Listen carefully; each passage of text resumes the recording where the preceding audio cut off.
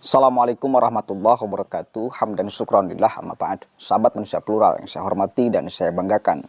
Salah satu alasan masyarakat meragukan Anies Rashid Baswedan jadi pemimpin republik ini atau jadi presiden adalah karena orang-orang di belakangnya, para pendukung yang militannya. Karena banyak dari para pendukungnya yang orang sakit hati karena terpilihnya Presiden Jokowi. Dan kebanyakan, mohon maaf, kelompok kanan Islam, HTI, FPI itu berkumpul di sana. Ya. Orang itu takut, orang itu ngeri kalau kelompok-kelompok itu kembali hadir, kembali kemudian statementnya memenuhi jagat republik ini, mau dunia maya ataupun dunia nyata. Karena ngeri-ngeri sedap. HTI dengan ngototnya mendirikan negara khilafah dan FPI dengan sweeping sanah sinihnya tanpa menghiraukan aturan yang ada.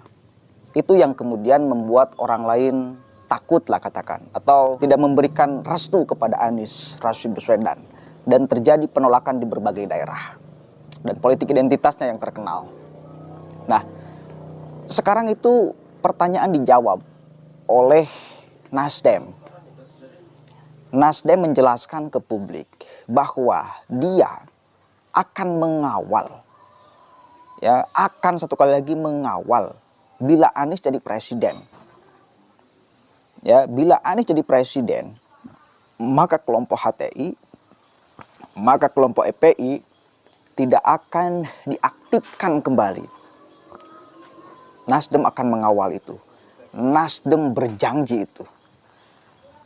Pertanyaan menyusul kemudian, akankah kita percaya? Percaya nggak kepada Nasdem?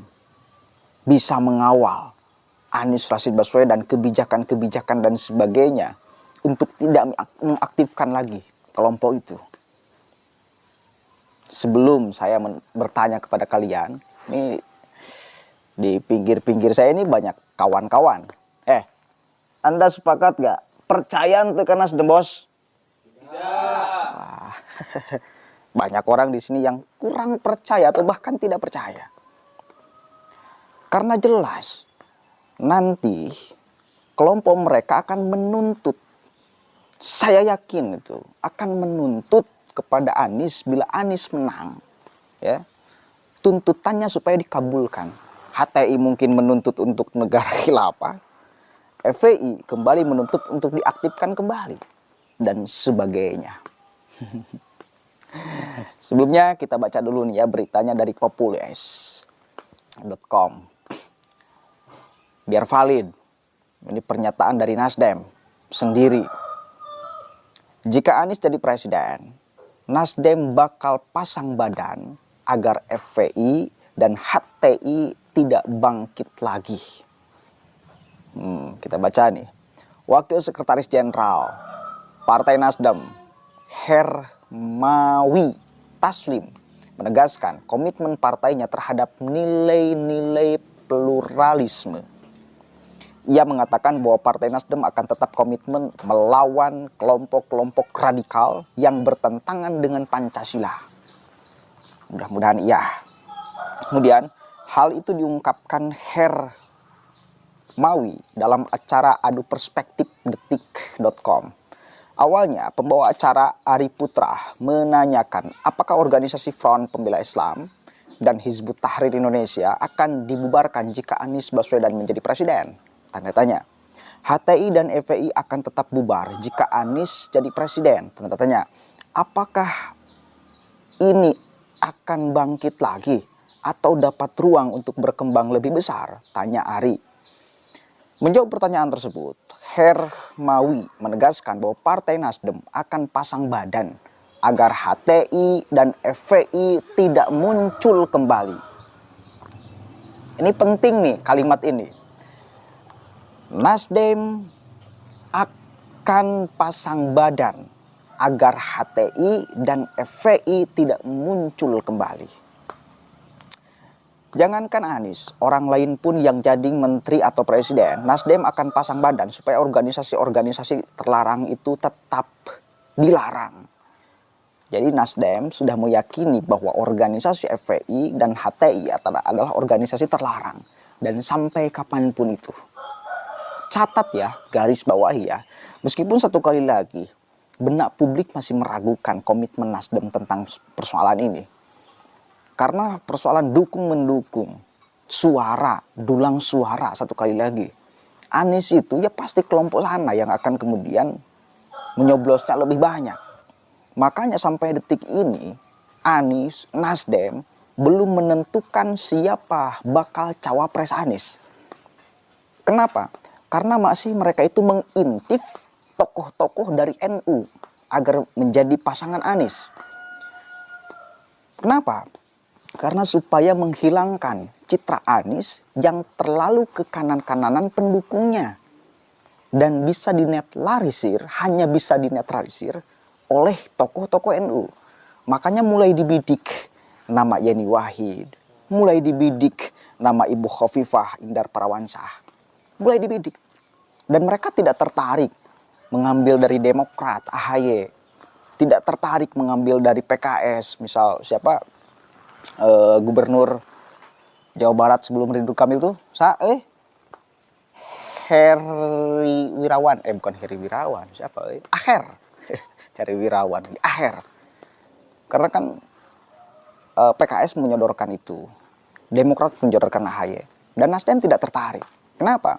Karena tidak akan mendongkrak suara dan tidak akan menghilangkan citra Anies yang seperti dicitrakan sekarang. Ya. Makanya mengintip terus tokoh-tokoh NU supaya bisa menetralisir, supaya bisa menghilangkan stigma itu di benak publik. Ya meskipun saya yakin Ibu Khofifah ataupun Yeni Wahid rasa-rasanya nggak akan mau. Rasa-rasanya nggak akan mau.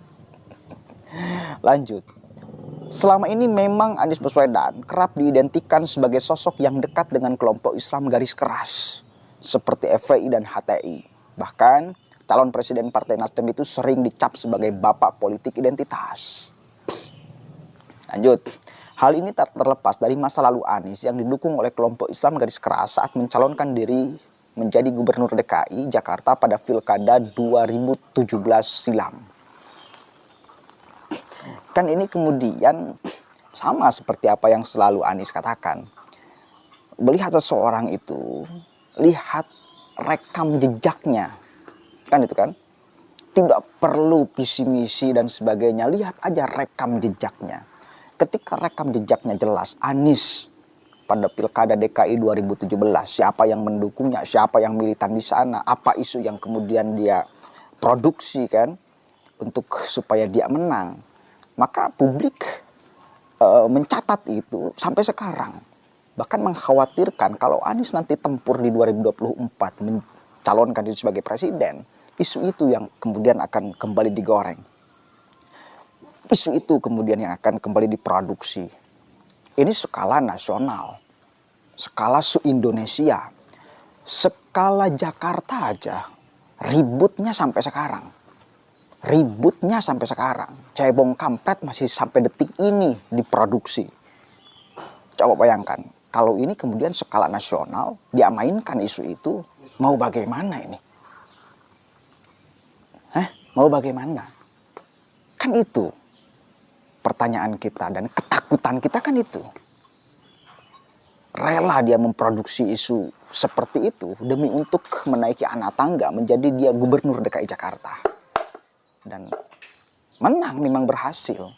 Tapi setelah itu porak-poranda al-jamaah kita tuh. Ya, porak-poranda. Lanjut. Waktu itu Anies berpasangan dengan Sandiaga Uno melawan duet Basuki Cahayapurnama alias Ahok Jarot Saiful Hidayat. Untuk diketahui, HTI sebagai organisasi masyarakat Islam telah dibubarkan pemerintah sejak bulan Mei 2017 lalu. Pemerintah membubarkan HTI karena dianggap ingin mengubah ideologi negara yakni Pancasila menjadi khilafah. Sementara FPI dibubarkan pemerintah sejak bulan Desember 2020 lalu. Pemerintah melarang segala aktivitas dan atribut yang berbau FPI. Pemerintah melarang aktivitas FPI dan akan menghentikan setiap kegiatan yang dilakukan FPI karena FPI tidak mempunyai legal standing sebagai organisasi. Pemerintah menganggap FPI sering melanggar ketertiban dan keamanan yang bertentangan dengan hukum, seperti tindak kekerasan, sweeping, atau razia secara sepihak. Kan itu ya, identik dulu itu dengan FPI, sweeping segala macam lah ya. HTI ya kita tahu sama-sama lah, tokoh-tokohnya selalu menganggap bahwa ideologi Pancasila itu ya tauhid, ya buatan kafir dan sebagainya, hingga harus diubah. Poin pentingnya itu Nasdem akan pasang badan ya untuk tetap mengawal bila Anies jadi presiden, FPI dan HTI tetap menjadi organisasi terlarang di Republik ini. Tapi ya ini semuanya kemudian terserah sahabat-sahabat sekalian, terserah masyarakat. Apa tanggapannya? Apa masih percaya kepada Partai Nasdem?